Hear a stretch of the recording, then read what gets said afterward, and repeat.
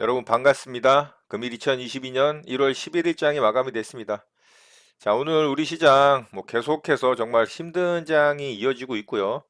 자, 어제 미국 시장이 사실 굉장히 크게 흔들렸었습니다. 천당과 지옥을 좀 오고 갔었는데, 만약에 어제 미국 시장이 마이너스 3% 가까운 나스닥의 하락을 좀 보여주는 모습으로 마감이 됐다면, 우리 시장 아마 오늘 지금 느끼는 것보다 훨씬 크게 힘들고 어려운 시장이 만들어졌을 가능성이 좀 높아요. 근데 다행히 아래 꼬리를 달면서 양봉 캔들로 나스닥이 좀 상승 전환을 시켜줬기 때문에 우리 시장이 그나마 오늘 이 정도 선에서 좀 마감이 됐다라고 볼 수가 있는데요. 그렇지만 시장은 삼성전자와 SK 하이닉스의 좀 외국인의 강한 매수 수급으로 인해서 시장을 좀 잡아주는 역할만 했을 뿐이지 실질적으로 전체적인 종목의 흐름은 정말 힘든 장의 연속이기는 했습니다.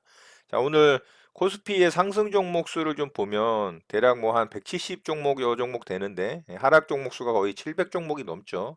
그리고 코스닥 시장도 마찬가지로 상승 종목 수는 300 종목이 채 안 되는 반면에 하락 종목 수는 거의 1100 종목이 넘어가기 때문에 개인들이 느끼는 시장의 체감도는 오늘도 정말 힘들고 어려운 시장이었다라고 봐야 됩니다. 자, 이런 시장 계속해서 좀 이어지고 있는데요. 빠르게 좀 반전을 시킬 수 있는 상승을 좀 보여주는 그런 시장으로 전환되길 좀 바래 보고요. 바로 오늘 시장 특징주 살펴보고 우리 시장 좀 보도록 하겠습니다.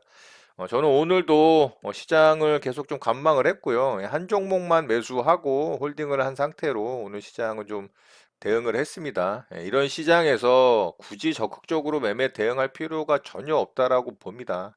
수익 내기 힘든 장에서는 그냥 관망하는 게 가장 좋은 대응이라고 생각을 하고요. 바로 특징주 좀 보도록 하겠습니다. 모다 인노칩부터 좀 보도록 할게요. 자, 모다 이노칩 오늘 상한가에 좀 들어갔습니다. 이 종목 오늘 이슈가 좀 있었죠. 소니 전기차 진출 기대감 이슈로 관련주로 좀 부각이 됐고요. 자, 최근에 이제 종목들의 일봉상의 모습이 거의 좋지가 않죠. 다 이런 식으로 이제 매물대에 갇혀 있거나 역배열에 있거나 하락 추세에 있으면서 상한가에 들어가거나 장대 항복이 나오는 모습들이 대부분이라 별로 좋지가 않습니다. 그래서 뭐 더더욱 대응해서 수익 내기가 만만치가 않죠. 자, 관련주로 이제 부각이 되면서 오늘 분봉상의 움직임이 나름 이 종목이 잘 만들긴 했어요. 여기서 이제 상한가 전고점 뚫으면서 상한가를 찍었는데 결국에는 아래쪽으로 이렇게 크게 흔들죠. 이런 자리에서 뭐 상한가에 쫓아붙었던 물량들 다 털렸다고 봐야 됩니다. 이렇게 지저분하게 좀 종목들의 흐름들을 보여주고 있기 때문에 만만치가 않습니다. 수익 내기가. 그래서 이 종목이 상한가에 들어가긴 했지만 일봉상의 위치가 그렇게 썩 좋지 않고 분봉상의 흐름도 뭐 나름은 잘 만들었지만 상한가 들어갈 때 어떤 좀 지저분한 흐름으로 봤을 때 그냥 관심 있게 살펴보는 정도 보면 좋을 것 같고요. 자, 두 번째 종목으로 옵티팜 좀 보도록 하겠습니다.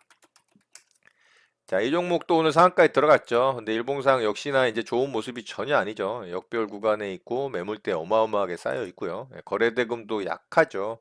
근데 이 종목이 좀 특이한 재료를 가지고 상한가에 좀 들어갔어요.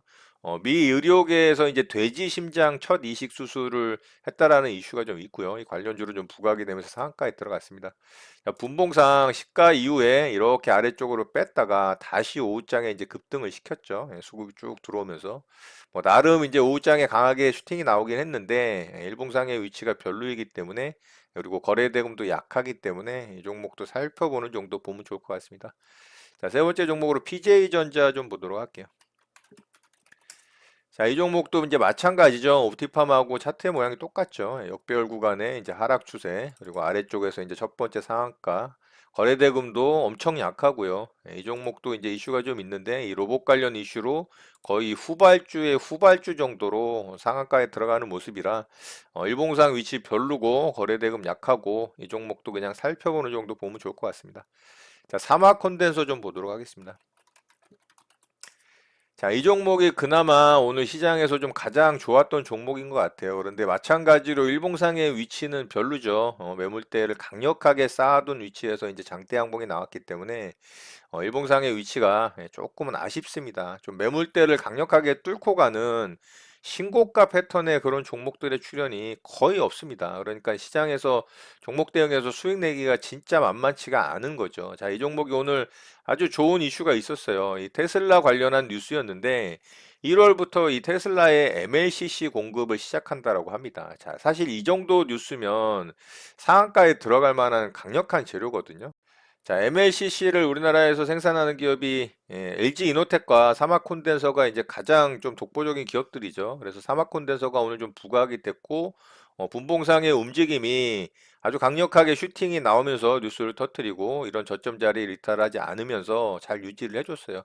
상한가에 저는 들어갈 거라고 좀 생각을 했는데 역시나 이제 일봉상의 위치가 조금은 좋지 않다 보니까 윗꼬리를 좀 다는 모습으로 마감이 됐습니다.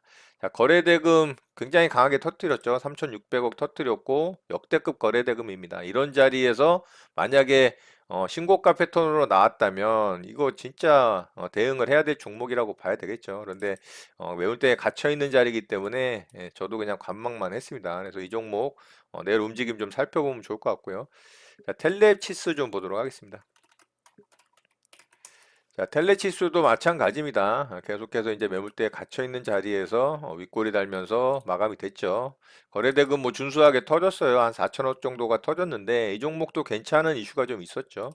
삼성전자가 이제 차량용 반도체 기업 M&A를 할 거라는 기대감이 생기면서 이 관련주로 좀 부각이 됐어요. 그래서 이 종목도 관심 있게 좀 살펴보는 정도 보면 좋을 것 같습니다. 자, 오늘 특징조 이렇게 마치도록 하고요. 우리 시장 좀 보도록 하겠습니다. 자, 우리 시장 오늘 플러스로 코스피가 만들어지긴 했지만 음봉 캔들이죠. 그래도 다행히 계속 이제 이런 자리를 잘 지켜준다라는 거. 사실 이 자리 이탈 나오면은 진짜 피곤한 시장이 만들어질 수가 있습니다. 2,910포인트를 아래 꼬리를 달아주면서 또 마감을 해줬기 때문에 나름대로 좀 선방을 했다. 어제 미국 시장이 정말 아래 꼬리를 안 달아주고 나스닥이 반등에 성공을 못했다면 우리 시장 아마 이 자리 깨졌을 가능성이 거의 확실하다라고 저는 생각을 합니다. 그렇지만 다행히 잘 지켜주는 모습이고요. 반면에 이제 코스닥 시장이 좀 문제죠. 코스닥 시장이 계속해서 이제 몸통이 긴 장대 음봉으로 캔들의 길이가 길어지면서 이런 자리를 또 위협을 했죠. 결국에는 장중에는 이 자리 이탈이 나왔다가 아랫꼬리를 좀 달아주긴 했습니다만 아랫꼬리가 좀 약하죠. 이런 단기 상승 추세도 살짝 이탈이 나왔기 때문에 좋은 모습은 아닙니다. 자, 코스닥 시장은 수급적인 부분이 굉장히 안 좋죠. 계속해서 외국인과 기관의 양매도가 나오므로 지금 9거래일 연속 양매도가 나오고 있기 때문에 시장이 뭐 좋을래야 좋을 수가 없겠죠. 그래서 코스닥 시장이 전혀 힘을 쓰지 못하는 모습이고 강한 테마나 이슈 재료를 달고 상승이 강하게 나오는 그런 종목 장세의 모습도 지금 거의 이루어지질 않고 있죠. 수급적인 측면이 이렇다 보니까 전혀 힘을 쓰지 못하는 모습인 것 같아요. 그래서 코스닥 시장도 빠르게 좀 상승 반전을 해야 됩니다. 오늘 만들어진 이 음봉 캔들을 요렇게 좀 감싸는 양봉 캔들이 만들어져야 됩니다. 그래서 5일선을 좀 회복을 해줘야 단기 반등이라도 좀 나올 수가 있어요. 지금 너무 이제 강력한 음봉 캔들로 몸통의 길이가 긴 음봉 캔들로 찍어 눌러졌기 때문에 뭐 강력한 반등은 좀 힘들다라고 보고요. 1000포인트 선 정도까지만 좀 반등을 해주는 모습이 나와도 좀 준수한 반등이라고 생각을 합니다. 자, 코스피 시장은 2960포인트 이 자리를 회복해 주는 게 지금 급선무입니다. 이 자리를 빠르게 이렇게 회복을 해줘야 요런 박스권 안으로 다시 들어오면서 조금은 이제 시장 참여자들의 안정감을 줄 수가 있겠죠. 시장도 좀 안정감이 생길 수가 있고요. 그래서 여기서 계속 이 저점 자리를 위협하지 않고 빠르게 5일선을 회복을 해주면서 2960포인트 회복을 해주는 게 좀 관건이라고 생각을 합니다. 자, 환율적인 부분이 살짝 좀 꺾였거든요. 이런 부분은 좀 긍정적입니다. 다시 1200원을 돌파를 했다가 그 안쪽으로 들어왔기 때문에 여기서 환율적인 부분도 빠르게 좀 하락을 더 해주면서 안정적인 부분을 보여준다면 그리고 최근에 이제 매도세가 굉장히 거셌던 이 금융 투자가 오늘은 좀 매도세가 잦아드는 모습이었거든요. 그래서 수급이 이제 다시 플러스로 좀 전환이 된다면 그리고 외국인의 매수세가 코스피에 계속 유입이 되어 준다면 단기 반등을 좀 해주면서 시장에 좀 안정감을 줄 수 있지 않을까 생각을 해보고요. 자, 어제 미국 시장 같은 경우 장중에 나스닥이 마이너스 2.7%가 넘게 하락을 했습니다. 자, 그랬던 이유가 미 10년물 국채 금리가 장중에 1.8%대까지 급등이 좀 나왔어요. 그러면서 나스닥 기술주들의 급락이 좀 떨어졌고 다행히 이제 그게 금리가 1.7%대로 좀 하락을 하면서 기술주들이 좀 반등에 성공을 했죠. 예, 그래서 나스닥이 다행히 양봉 캔들로 좀 전환을 시켜주면서 저점 이탈을 하지 않는 모습으로 다행히 만들어졌어요. 그래서 우리 시장도 오늘 이 정도로 좀 선방을 했다 이렇게 볼 수가 있습니다. 그래서 어제 만들어졌던 이 나스닥의 아랫골이 달린 양봉 캔들에 그 매수세에 힘입어서 오늘도 한 차례 좀 상승이 나와 준다면 우리 시장도 내일 조금은 좋은 모습으로 만들어지지 않을까 좀 기대를 해보고요.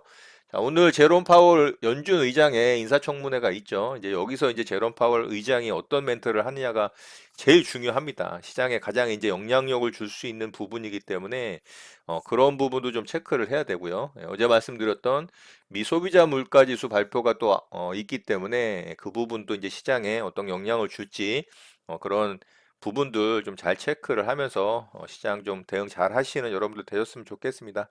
계속해서 좀 불안한 시장의 연속이긴 한데요.